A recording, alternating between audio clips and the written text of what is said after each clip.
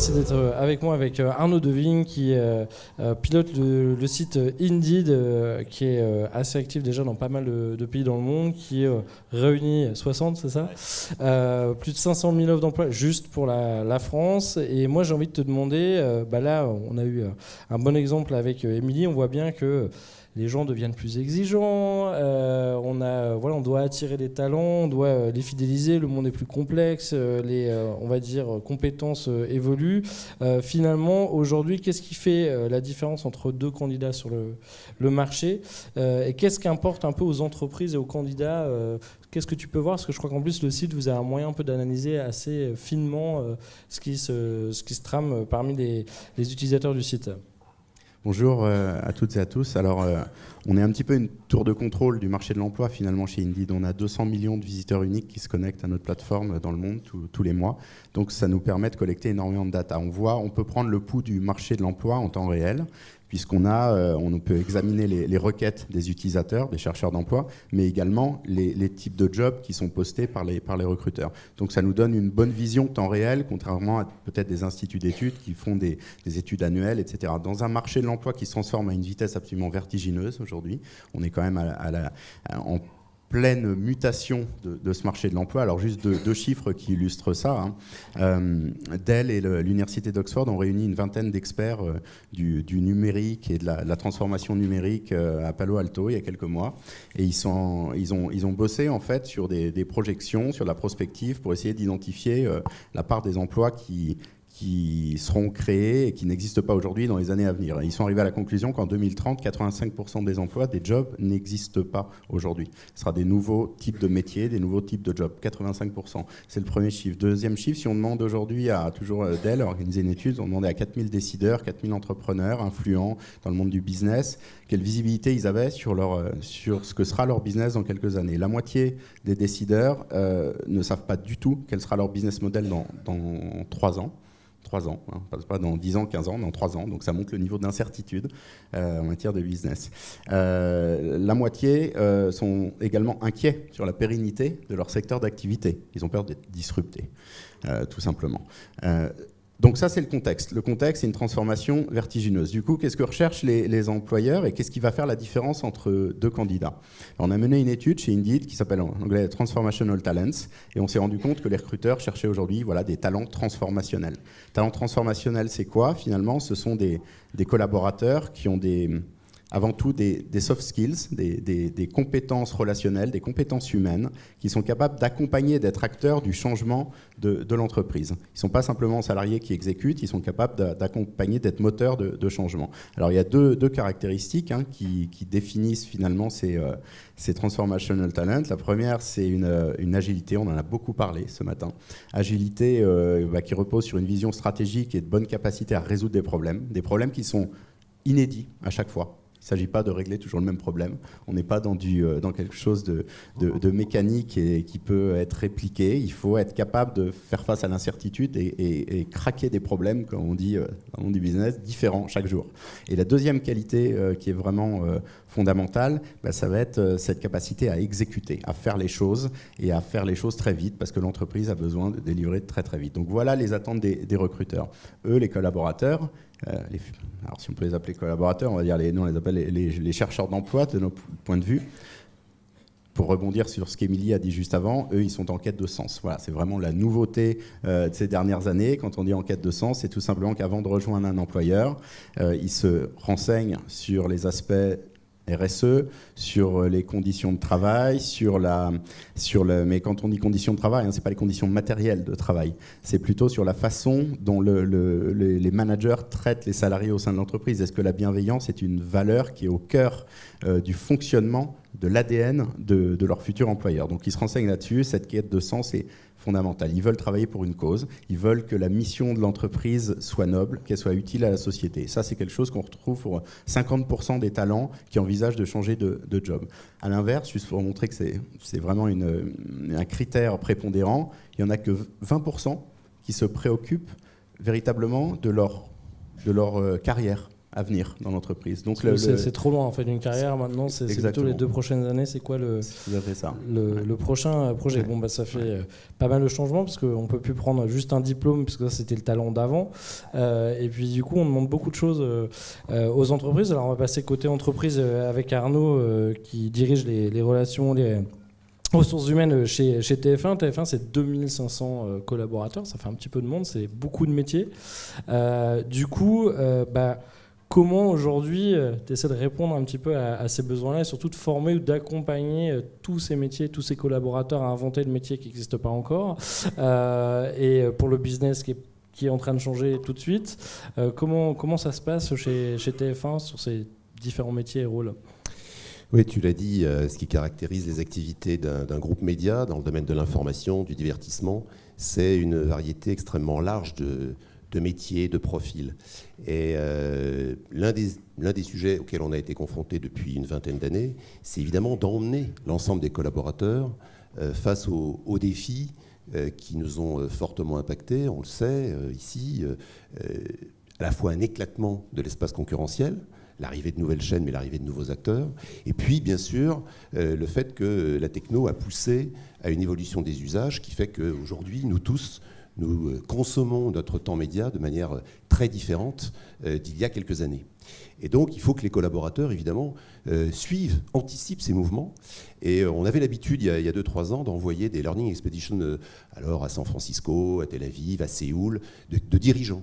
Et puis on s'est dit, mais finalement, cette espèce de plongeon qu'on réalisait à chaque fois, qui était très vertueux, parce qu'une semaine partie à rencontrer des universitaires, des startups, des gens qui font le même métier que nous, on revenait un peu transformé, un peu enrichi, évidemment. On se rendait compte que mettre le nez à la fenêtre, surtout quand on est leader et parfois un peu arrogant, c'était évidemment hyper indispensable pour regarder les choses autrement, pour s'apercevoir que d'autres réussissaient et prenaient des initiatives que parfois nous-mêmes n'imaginions pas.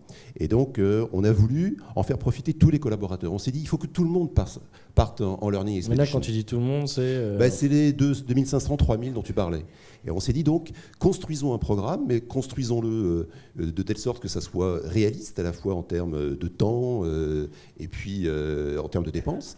Et donc, on l'a construit de telle sorte que ça puisse se réaliser à Paris. Et en fait, on a tout à Paris pour pouvoir réaliser une learning, pour pouvoir aussi être dans ce plongeon qu'on propose. Alors, on est à peu près au tiers aujourd'hui de l'effectif de l'entreprise.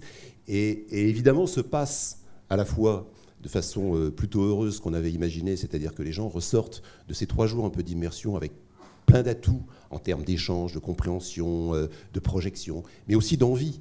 Et donc ça suscite ensuite évidemment l'after de cette formation, c'est-à-dire qu'il faut qu'on soit capable, et ce qu'on avait assez peu anticipé en réalité, d'accompagner les collaborateurs davantage dans leur envie de participer au changement de l'entreprise. Donc ça fait déjà un bon programme. J'imagine aussi que tu as différents échelons, parce qu'il y a les managers, il y a les collaborateurs, donc du coup ils sont mélangés, mais est-ce qu'il y a des choses... Oui, alors on a décidé qu'on mélangeait l'ensemble des collaborateurs. En revanche, on a thématisé, je dirais, ces journées et ces immersions en 4 domaines, que sont le domaine de l'information, donc spécialement dédié aux journalistes et aux métiers associés. On l'a fait pour tous ceux qui sont dans la partie plutôt tech, et puis les contenus. Tous ceux et toutes celles qui travaillent sur les contenus, et puis la partie business pour les activités commerciales, de vente, la régie publicitaire, mais aussi téléshopping par exemple, dans des domaines assez différents. Merci. Alors Pierre-Philippe, quand on parle de formation, d'évolution, de changement, c'est vrai qu'il y a toujours cette notion, on nous dit oui, mais aux États-Unis, on a le droit de faire des bêtises. Alors on nous parle des fois du droit à l'erreur. Après on nous dit ouais, c'est le droit à l'erreur rapide, c'est du fail fast. Maintenant en fait c'est de l'expérimentation, c'est pas une erreur. Alors justement chez BPCE, alors en plus on s'y attendrait pas forcément dans la banque et la finance, vous avez essayé de développer un peu cette logique d'avoir le droit à l'échec. Et alors comment ça se passe, parce que j'imagine la culture française c'est quand même pas le truc le plus naturel ou accepté. Bonjour, oui, c'est un chemin. Je crois qu'il faut le remettre aussi un peu en perspective de notre stratégie finalement à cette ère digitale. On a décidé d'avoir un axe hyper lisible, c'est faire simple. Dans un monde qui est complexe, que vous vivez tous chaque jour, et donc on veut faire simple à la fois pour nos clients, mais aussi pour nos collaborateurs. On parle de symétrie des attentions. Mais c'est aussi faire simple dans notre organisation, faire simple dans notre architecture et faire simple aussi vis-à-vis de nos partenaires. Je pense qu'à cette ère digitale, un des sujets, c'est d'admettre que ce qu'on a fait n'est jamais parfait. Et que c'est par l'usage des différents utilisateurs que je viens de lister qu'on peut s'améliorer. Donc ça amène beaucoup, je dirais, de recul et d'admettre on va s'améliorer. Et donc on va faire des améliorations continues. Donc cette culture de l'échec, finalement, elle est très importante. C'est un des paramètres. C'est-à-dire que pour réussir, il faut savoir se planter. Et se planter souvent et corriger très vite, le plus vite possible. Et ce qu'on a fait pour pouvoir passer, je dirais, des mots aux actes, c'est d'avancer aussi sur l'agilité. C'est-à-dire se dire, on va avoir dans des grands projets, on va les couper en petits morceaux, où les paramètres seront plutôt, l'environnement sera plutôt serré, sur des délais très courts, avec des logiques où on va améliorer, sortir, on va travailler sur des formes de sprint pour pouvoir avoir des livrables rapides, les tester avec les utilisateurs et corriger en permanence. C'est très important, c'est-à-dire qu'on a aussi mis, alors vous parlez tout à l'heure de bienveillance, je dirais tous les facteurs, parce que ce n'est pas juste un point, c'est aussi l'environnement, c'est la façon dont on travaille, etc., pour faire en sorte de faciliter je dirais, cette culture de se dire il faut qu'on s'améliore, il faut qu'on enlève tous les pain points qu'on peut voir, toutes les frictions. Pourquoi ? Parce qu'on est dans un monde où chacun d'entre nous, par ses usages au quotidien, vit des expériences, souvent avec le petit truc que vous avez dans la poche là. Et ces expériences, on attend que toutes les entreprises avec lesquelles on travaille, et toutes les entreprises dans lesquelles on travaille, ou toutes les entreprises avec lesquelles on travaille, aient cette même simplicité et cette même facilité. Donc la culture de l'échec, elle est clé. Et donc on le fait, on essaie de plus en plus d'arriver dans ce mode où pour réussir, il faut savoir se planter. Puis on est parti aussi sur un autre principe, c'est finalement, c'est quand même plus facile d'apprendre à nager quand on est dans la piscine que quand on est sur le bord de la piscine. Donc il faut passer à l'acte, le tester, l'éprouver et s'améliorer en permanence. Et ça marche plutôt bien en fait. Donc tu es devenu maître nageur. Voilà. Peut-être un de mes rêves. Voilà, donc effectivement, passer un peu finalement cette prise de risque, c'est la piloter en industrialisant l'expérimentation.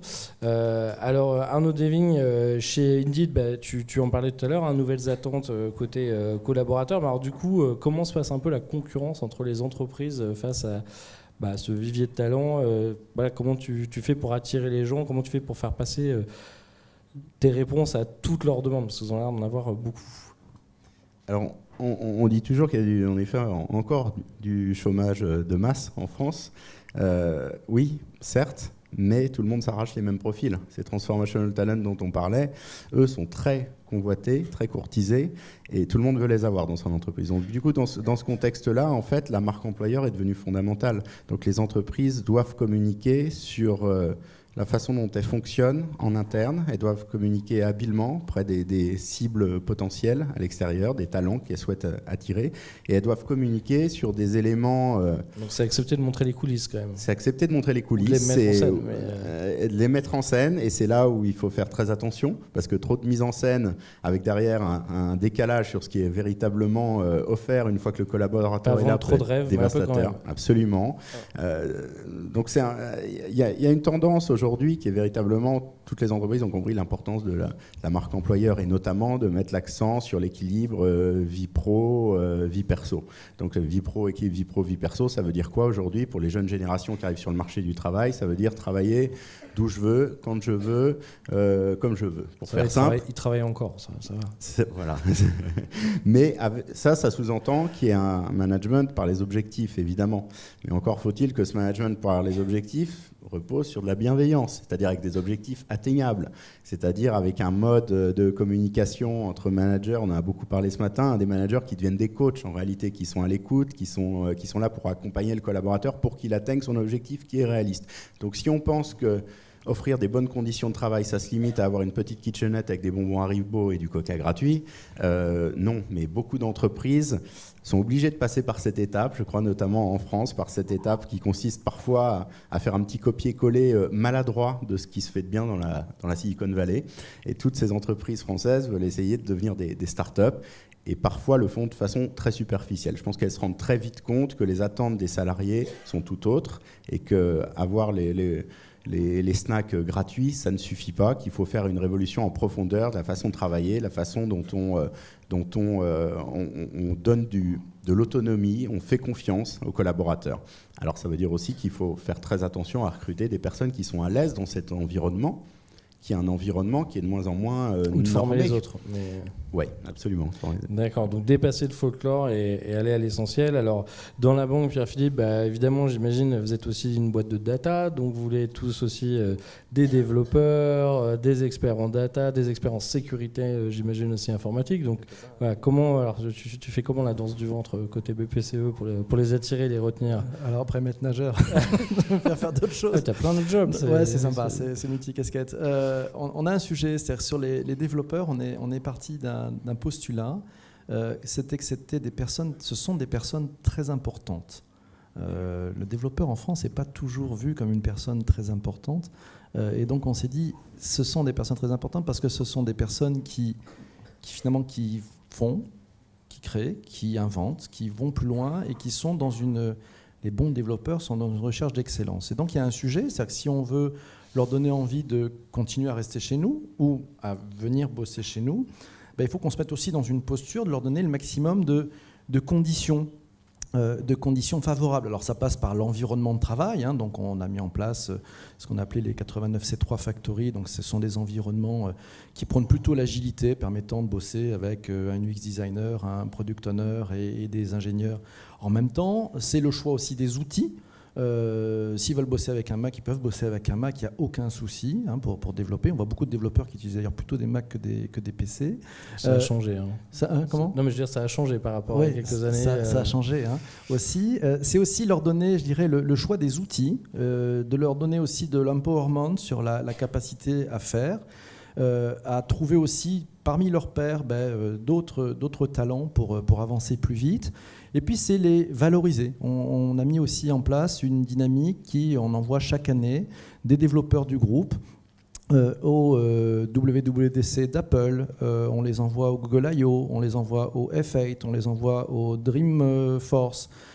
Bien entendu, c'est une semaine quand ils y vont, où ils vivent aussi à l'heure un peu de la Silicon Valley, donc ils sa culture, ils vont participer et parler avec leurs pairs développeurs, venant du monde entier. Et puis quand ils reviennent, on les valorise, on leur demande de nous faire aussi ce retour d'expérience et de finalement peut-être communiquer auprès d'un plus grand nombre cette envie. Alors c'est aussi le choix des projets, puisqu'on les confie aussi des projets le plus souvent variés, assez innovants. Puis on accepte aussi des propositions de la part de développeurs en disant moi j'ai envie d'avancer sur tel ou tel sujet, un peu en avance de phase, un peu en side project.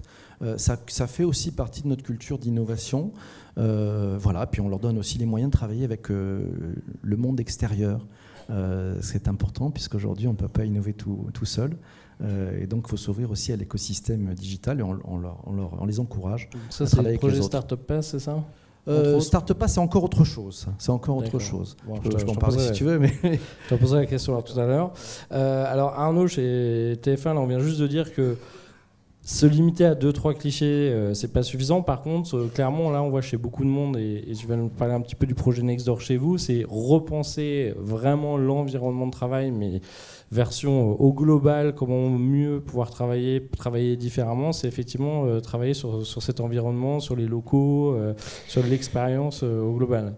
Alors, c'est pas parce qu'on connaît la tour TF1 qu'on s'imagine qu'à l'intérieur c'est extrêmement austère que c'est le cas. Bon. Mais on s'est tout de même dit, et là aussi à la lumière de l'expérience Nextdoor que peut-être certains connaissent, c'est-à-dire des locaux qui ont été imaginés pour des sociétés qui n'avaient pas nécessairement envie de s'engager pour 3 ans de loyer, etc., mais qui voulaient travailler 1 mois, 2 mois, prendre d'abord 3 bureaux, puis 8 après, etc. Et donc cette souplesse qui était donnée dans ce concept, évidemment comme ça s'est fait plus largement dans un autre métier du groupe, Gilles Pélisson en arrivant a dit mais j'aimerais beaucoup qu'on l'applique à l'entreprise et qu'on puisse nextdooriser le groupe TF1. Et donc, c'est un on peu s'est apporter lancé. l'équivalent d'un coworking Alors oui, j'ai super apporté design quelques clichés. directement Alors, chez il vous. peut y quoi. avoir un peu le côté parfois gadget dont on parlait, c'est-à-dire mettre un baby-foot, une table de ping-pong, vous en disiez un mot à l'instant. Mais l'idée, c'est quand même néanmoins de repenser les espaces de travail, qui est un prétexte à l'idée de travailler autrement en réalité. Et aujourd'hui, évidemment, on le sait tous, les outils le permettent. On a l'envie de travailler autrement, il faut que notre environnement de travail soit évidemment susceptible de permettre cela, c'est-à-dire pas nécessairement avoir son bureau affecté, pas uniquement dans l'objectif de se dire chouette, je vais pouvoir gagner des mètres carrés parce que je donnerai le moins de bureaux, même si à un instant T dans l'entreprise, et je pense que c'est vrai pour presque nous tous, on s'aperçoit que la moitié simplement des salariés sont présents sur un plateau quand on y arrive. Donc on voit bien qu'une journée de travail par ailleurs ne s'organise plus du tout comme peut-être il y a 20-30 ans. On fait des choses radicalement différentes durant la journée. On n'a pas besoin d'être assis à son poste, puisqu'on a à disposition l'ensemble de ces données, quel que soit l'endroit où on se situe. Simplement, oui, il y a des moments où on a envie de s'isoler, des moments où on a envie de travailler collectivement, de créer, etc. Et donc, c'est l'idée de réinventer ces espaces. Désuniformiser, finalement, adapter. Alors, en même temps, avec un piège, c'est que si on fait quelque chose de trop sur mesure, dans le temps, il faudra quand même que ça vive, parce que les gens vont déménager, les équipes vont se recomposer, les organisations seront mouvantes. Donc il faut qu'on arrive à articuler les choses. Alors on a déjà créé 2 plateaux. On va essayer d'aller vite, parce qu'il faut qu'on fasse toute la boîte et que ça ne dure pas 5 ans. Sans fermer les locaux. Voilà, sans fermer les locaux, en travaillant la nuit pour ne pas déranger les gens qui préparent le journal de 13h. Et du coup, c'est vrai que c'est l'ensemble des métiers qui sont concernés. Alors, à chaque fois, on voit bien il y a des résistances, parce qu'après tout, quand on parle d'acteurs historiques, il se trouve qu'on en fait partie, et donc il y a des gens qui sont là depuis longtemps, qui n'ont pas nécessairement envie de lâcher leur bureau fermé, etc. Donc il y a tous ces freins, mais dans le fond, on ne peut pas parler de transformation et de changement si on ne s'attelle pas un peu à tous les sujets. C'en est un parmi d'autres. On évoquait la formation, pas de tabou, même pour le l'état management, d'esprit, etc., travailler différemment. Ça passe aussi par, si on revisitait notre environnement, et donc, c'est comment je vais travailler autrement, comment peut-être aussi je vais arriver à concilier la partie télétravail et la partie travail, je dirais en équipe, physique cette fois, au sein de l'entreprise. Alors ça, c'est sur l'environnement, mais alors du coup, sur le sens qu'on évoquait tout à l'heure, sur l'aspect aussi un petit peu RSE, sociétal, la responsabilité de mon entreprise, son impact dans la société, comment vous abordez aussi ce sujet-là en même temps ? Alors ça, c'est un sujet en soi, il faudra réorganiser des matinées si ce n'est pas déjà le cas, mais le groupe TF1 est une entreprise exactement comme toute autre, à savoir que le collaborateur qui arrive le matin, il ne met pas, je dirais, son habit de citoyen au vestiaire. On est tous à la fois citoyens, collaborateurs d'une entreprise, salariés, entrepreneurs, et finalement on attend de l'entreprise qu'elle réponde aux thématiques que chacun a à l'esprit aujourd'hui de la même manière. Il ne peut pas y avoir un décalage excessif, et on considère que l'entreprise elle a une forme d'exemplarité à l'égard d'un certain nombre de thèmes sociétaux. Alors, c'est la raison pour laquelle on essaie de le faire vivre en interne à TF1. Je ne vais pas vous le déployer là, parce que ce n'est pas le sujet, mais on est aussi une entreprise pas tout à fait comme une autre, parce que nous sommes un groupe média, et que tout ce qui est fait dans l'entreprise, d'une certaine manière, à un moment donné, va dépasser le stade simplement de la société pour apparaître sur nos écrans. Et donc, on a une responsabilité, c'est évidemment le cas des journalistes, c'est le cas de ceux qui conçoivent les programmes de fiction, les documentaires, etc. Et l'expression, finalement, d'un média sur ces supports a évidemment une dimension sociétale très forte. Et c'est la raison pour laquelle je pense que tout ce qu'on a pu entreprendre dans l'entreprise depuis un peu plus d'une dizaine d'années finit par se retrouver dans ce que l'expression de TF1 aujourd'hui produit sur ses antennes. Et d'ailleurs, je pense que si ça n'était pas le cas, et je pense que c'est vrai de beaucoup de médias, il y aurait à un moment donné une forme de déconnexion avec les Français, avec le public. On doit ressembler aussi à ce qu'est la France aujourd'hui dans sa diversité. On doit être solidaire. Donc et on doit s'intéresser aux problèmes sociétaux. Et effectivement, que l'intérieur suive ce qui se voit à l'extérieur. En une phrase, Indeed, le futur de l'emploi en ligne, juste en termes de fonctionnalité ou d'attente, mais vraiment une phrase, qu'est-ce que tu vois venir on était dans un monde où en fait l'emploi c'était le salariat déjà. Il y a pas mal d'études qui montrent qu'en 2020 aux États-Unis, il y aura 40 à 50% des travailleurs, des actifs qui seront freelance. Donc ça, c'est quand même un gros changement. Ça va arriver en France, ça arrive déjà, c'est déjà le cas. On a des jeunes qui sont slashers, comme on dit, qui occupent plusieurs fonctions, qui ont un boulot dans une entreprise, qui bossent le week-end avec des copains sur un projet de start-up et qui vont aider d'autres copains qui ont un bar. Donc savoir comment recruter et intégrer Exactement. ces Donc nouveaux profils. pour un site, en fait, être capable de s'adapter à ça, c'est un vrai challenge. On n'est plus sur une fiche de poste classique avec un job classique, c'est plus des missions qui sont proposées avec des durées limitées. On a aussi une nomenclature des métiers qui explose complètement. On disait 85% des jobs de 2030 qui n'existent pas encore. Donc ça veut dire que les intitulés de poste, les noms, n'ont plus rien à voir. Aujourd'hui, il faut qu'un moteur de recherche comme Indeed soit capable de comprendre que quand un jeune cherche un boulot marketing à la sortie de l'école, il faut peut-être lui proposer un poste de growth hacker, par exemple, parce que voilà, ça nécessite des compétences marketing, business. Ça, c'est toute l'intelligence artificielle qu'il faut injecter dans les moteurs de recherche, dans les sites d'emploi, et c'est ce à quoi on s'attache chez Indeed. Bon, rendez-vous sur Indeed ou chez TF1 ou chez BPCE. Merci beaucoup et bonne fin de matinée.